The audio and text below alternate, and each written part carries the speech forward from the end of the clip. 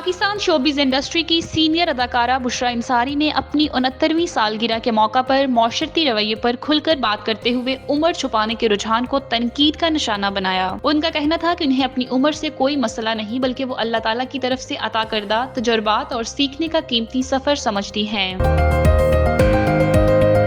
Israeli जारियत में शिद्दत आ गई है, जहां गुज़िश्ता शब से जारी फिजाई हमलों में कम अज कम 44 फलस्तीनी शहीद हो गए हैं, जिनमें बड़ी तादाद खवातीन और बच्चों की है, जबकि दर्जनों जख्मियों को अस्पताल मुंतकिल किया गया है। गजा की सिविल डिफेंस एजेंसी के तर्जमान महमूद बिसल ने तस्दीक की कि रात 1 बजे से शुरू होने वाले इन हमलों में अब तक 44 लाशें अस्पताल मुंतकिल की गई हैं। वज़ीर आज़म के मुआविन खसूसी बराए सनअत और पैदावार हुमायूं अख्तर ने कहा है कि पाकिस्तान की मईशत को मुस्तहकम और रेवेन्यू को बेहतर बनाने के लिए सनदों को फाल बनाना नागजीर है, जबकि हसारे में चलने वाले इदारों की निजकारी वक्त की जरूरत है। निजी टीवी प्रोग्राम में गुफ्तगू करते हुए हुमायूं अख्तर ने वाजिया किया कि पाकिस्तान के लिए सबसे बड़ा रेवेन्यू का जरिया सन्नत है। बरतानिया, फ्रांस और कनाडा ने इसराइल को इंतबाह किया है कि अगर इसने गजा में अपनी जारियत बंद न की और इंसानी खुराक, अद्वियात और तिब्बी इमदाद समेत दूसरी इंसानी बुनियादों पर गजा जाने वाले इमदाद की ब्लॉकेट न रोकी तो हम इसराइल के साथ खड़े नहीं रह सकेंगे। ये इंतबाह मुश्तरका तौर पर ऐसे वक्त में सामने आया है जब गजा में इसराइली जंग को शुरू हुए 20 माह हो चुके हैं। पाकिस्तान में ईद उल अजहा की मुमकिना तारीख के हवाले से फल्कियाती माहिरीन ने अपनी पेशगोई जारी कर दी है। माहिरीन के मुताबिक ज़िलहज का चांद 27 मई को नजर आने के इम्कानात इंतहाई कम हैं, क्योंकि इस रोज गरूबे आफ्ताब के वक्त चांद की उम्र सिर्फ 11 घंटे होगी, जो कि शरई तौर पर चांद देखने के लिए नाकाफी है। पाकिस्तान शोबिज़ इंडस्ट्री की सीनियर अदाकारा बुशरा अंसारी ने अपनी 69वीं सालगिरह के मौका पर मौशरती रवैये पर खुलकर बात करते हुए उम्र छुपाने के रुझान को तनकीद का निशाना बनाया। उनका कहना था कि उन्हें अपनी उम्र से कोई मसला नहीं, बल्कि वो अल्लाह ताला की तरफ से अता करदा तजुर्बात और सीखने का कीमती सफर समझती हैं। अपने YouTube चैनल पर जारी एक वीडियो में उन्होंने कहा कि हमारे माशरे में उम्र को एक ममनुआ मौजू समझा जाता है, खास तौर पर जब लोग बड़ी उम्र को पहुंचते हैं तो वो उसे छुपाना शुरू कर देते हैं। माजी में बेहतर किरदार या शादी के इम्कानात के लिए उम्र छुपाई जाती है, मगर वो खुद ऐसा कभी नहीं करेंगी। बुशरा अंसारी ने कहा कि इंसान की असल जवानी उसकी रूह में होती है और जिस्मानी उम्र पर ज्यादा तवज्जो देने की जरूरत नहीं है। उन्होंने मज़ाहिया अंदाज में कहा कि अगर वो झूठ बोलें भी तो ना वो माहिरा खान के किरदार ले सकती हैं, ना हानिया आमिर की जगह ले सकती हैं। अदाकारा ने अपनी सेहत और भरपूर जिंदगी पर अल्लाह का शुक्र अदा करते हुए मदाहों से दुआ की दरख्वास्त भी की और कहा कि वो जिंदगी को मस्बत अंदाज में देखने और जीने के कायल हैं। इसराइली जारियत में शिद्दत आ गई है, जहां गुज़िश्ता शब से जारी फिजाई हमलों में कम अज कम 44 फलस्तीनी शहीद हो गए हैं, जिनमें बड़ी तादाद खवातीन और बच्चों की है, जबकि दर्जनों जख्मियों को अस्पताल मुंतकिल किया गया है।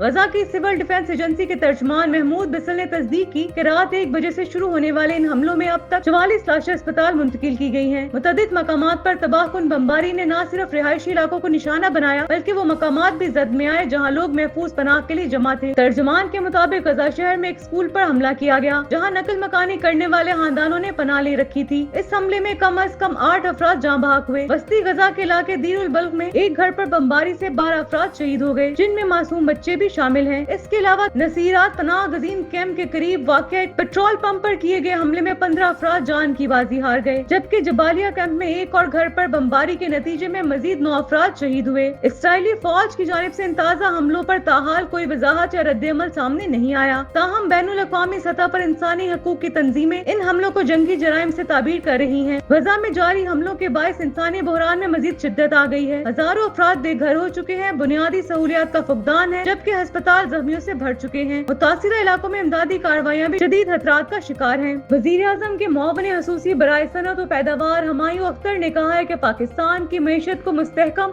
और रेवेन्यू को बेहतर बनाने के लिए सनदों को फाल बनाना नागजीर है, जबकि हसारे में चलने वाले इदारों की निजकारी वक्त की जरूरत है। निजी टीवी प्रोग्राम में गुफ्तगू करते हुए हुमायूं अख्तर ने वाजिया किया कि पाकिस्तान के लिए सबसे बड़ा रेवेन्यू का जरिया सन्नत है, इसलिए अगर हम टैक्स वसूलियों में इजाफा चाहते हैं तो सबसे पहले इंडस्ट्री को सहारा देना होगा। इन्होंने बिजली की कीमतों और कारोबारी लागत में इजाफे को सन्नत के लिए रुकावट करार देते हुए कहा कि स्टेट बैंक की रिपोर्ट के मुताबिक इंडस्ट्रीज को मिलने वाले कर्जों में कमी आई है, जबकि कॉस्ट ऑफ डूइंग बिजनेस में इजाफा देखा जा रहा है। इनका कहना था कि सूरत हाल में सनत का शोबा मुसलसल सुकर रहा है। हुमायूं अख्तर ने मजीद कहा कि एक्सपोर्ट में इजाफा اور امپورٹ میں کمی وقت کی اہم ضرورت ہے تاکہ تجارتی خسارہ کم ہو اور زر مبادلہ کے ذخائر میں بہتری آئے۔ انہوں نے اس بات پر زور دیا کہ پاکستانی بینکاری نظام کا بڑا حصہ حکومت کے اخراجات پورے کرنے میں استعمال ہو رہا ہے، جس سے نجی شعبے کو مشکلات درپیش ہیں۔ انہوں نے ملک میں معاشی استحکام کا دعویٰ کرتے ہوئے کہا کہ بجلی کے ٹیرف کا معاملہ کافی پیچیدہ ہے، خاص طور پر سولر سسٹمز کے استعمال میں اضافے کی وجہ سے نیشنل گرڈ سے بجلی کی کھپت میں کمی آئی ہے۔ ان کے مطابق ٹیرف سے متعلق جنگ کافی حد تک ختم ہو چکی ہے اور حالات بہتری کی جانب جا رہے ہیں۔ معاون خصوصی ہمایوں اختر نے عالمی سطح پر بھی پاکستان کے معاشی تعلقات کا ذکر کرتے ہوئے کہا کہ ان کے خیال میں امریکہ پاکستان کے ساتھ فری ٹریڈ پالیسی پر آمادہ ہے، جو مستقبل میں تجارتی میدان میں مثبت پیش رفت کی علامت ہو سکتی ہے۔ پاکستان میں عید الاضحیٰ کی ممکنہ تاریخ کے حوالے سے فلکیاتی ماہرین نے اپنی پیشگوئی جاری کر دی ہے۔ ماہرین کے مطابق ذی الحج کا چاند 27 مئی کو نظر آنے کے امکانات انتہائی کم ہیں، کیونکہ اس روز غروب آفتاب کے وقت چاند کی عمر صرف 11 گھنٹے ہوگی، جو کہ شرعی طور پر چاند دیکھنے کے لیے ناکافی ہے۔ چاند کی عمر کم ہونے کی وجہ سے اس دن بصری روایت ممکن نہیں، لہذا قوی امکان ہے کہ 27 مئی کو ذی الحج کا مہینہ مکمل نہ ہو سکے اور اگلا قمری مہینہ شروع نہ ہو۔ فلکیاتی مشاہدات کے مطابق 28 مئی کو چاند کی عمر 35 گھنٹے سے زائد ہو جائے گی، جس کی وجہ سے چاند کی وضع روایت ممکن ہوگی۔ ماہرین کا کہنا ہے کہ اگر یہ پیشگوئی درست ثابت ہوتی ہے تو پاکستان میں یکم ذی الحج 29 مئی بروز بدھ کو ہوگی اور اس بنیاد پر عید الاضحیٰ 7 جون بروز ہفتہ کو منائی جا سکتی ہے۔ یاد رہے کہ عید الاضحیٰ کی حتمی تاریخ کا اعلان مرکزی روایت حلال کمیٹی چاند دیکھنے کے بعد کرے گی، تاہم فلکیاتی ماہرین کی یہ پیشگوئی عوام کو پیش کی تیاری اور سفری منصوبہ بندی میں مدد فراہم کر سکتی ہے۔ برطانیہ،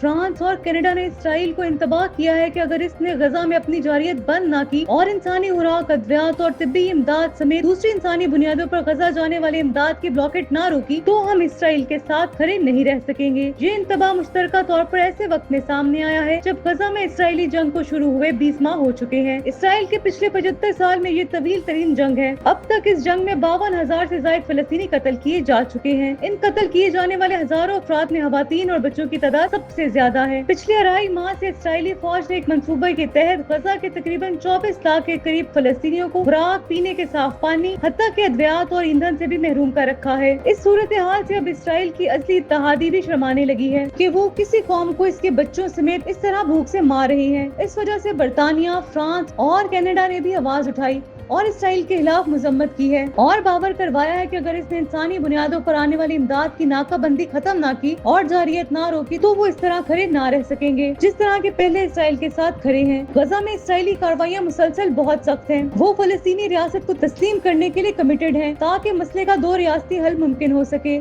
اس بیان کے جاری ہونے کے ساتھ یہ اتفاق بھی شامل ہے کہ یہ اس وقت سامنے آیا کہ جب 22 دیگر ملکوں نے بھی مل کر اسرائیل سے مطالبہ کیا ہے کہ اسرائیل فوری طور پر غزہ میں خوراک کی ناکہ بندی مکمل ختم کرے۔ ان 22 ممالک نے کہا ہے کہ غزہ میں اہل غزہ کو بھوک کا سامنا ہے، اس لیے ان کے بھوک سے مرنے کا خطرہ ہے۔ دوسری جانب اسرائیل نے 2 مارچ سے خوراک اور ادویات کی مکمل ناکہ بندی کے بعد اب پیر کے روز یہ اعلان کیا ہے کہ وہ چھوٹے بچوں کے لیے خوراک کے لیے انتہائی محدود تعداد میں امدادی ٹرکوں کو غزہ میں داخل ہونے کی اجازت دے گا۔ اسرائیلی وزیر اعظم نیتنیاہو نے اپنی اسرائیلی قوم کو مطمئن کرنے کے لیے یہ بھی کہا ہے کہ یہ محدود اجازت اس لیے دی جا رہی ہے کہ غزہ سے بھوک زدگی کی کچھ تصاویر موصول ہوئی ہیں جو بدترین بھوک کی نشاندہی کرتی ہیں۔ یاد رہے کہ اب تک غزہ میں اسرائیلی جنگ کے دوران 53,486 فلسطینی قتل کیے ہیں، جبکہ 19 مارچ 2025 سے جاری جنگ کے دوسرے مرحلے میں 3,340 فلسطینیوں کو قتل کیا گیا ہے۔ اقوام متحدہ میں پاکستان کے مستقل مندوب عاصم افتخار احمد نے کہا ہے کہ مسئلہ کشمیر حل کیے بغیر خطے میں دیر پا امن ممکن نہیں۔ عرب گروپ کے سفیروں کو جنوبی ایشیا کی موجودہ علاقائی صورتحال پر بریفنگ دیتے ہوئے عاصم افتخار نے کہا کہ سینتاس معاہدے کی یک طرفہ معطلی سمیت دیگر جارحانہ بھارتی اقدامات اشتعال انگیز بین الاقوامی قوانین اور اقوام متحدہ کے چارٹر کی سنگین خلاف ورزی ہے۔ انہوں نے سفیروں کو آگاہ کیا کہ بھارت کی طرف سے جارحیت کی کھلم کھلا کارروائی پر پاکستان کا رد عمل عالمی چارٹر کے تحت اپنے دفاع کے حق کے استعمال میں متناسب اقدام تھا۔ عاصم افتخار احمد نے عرب سفیروں کو آگاہ کیا کہ جنگ بندی کو برقرار رکھنے اور کشیدگی میں کمی کے لیے تمام ضروری اقدامات کرنے کے لیے پاکستان کے عزم کا اظہار کیا۔ پاکستانی مندوب نے کہا کہ جموں کشمیر تنازع کو اقوام متحدہ کی سلامتی کونسل کی قراردادوں اور کشمیریوں کی امنگوں کے مطابق حل کیے بغیر جنوبی ایشیا میں پائیدار امن ممکن نہیں ہو سکتا۔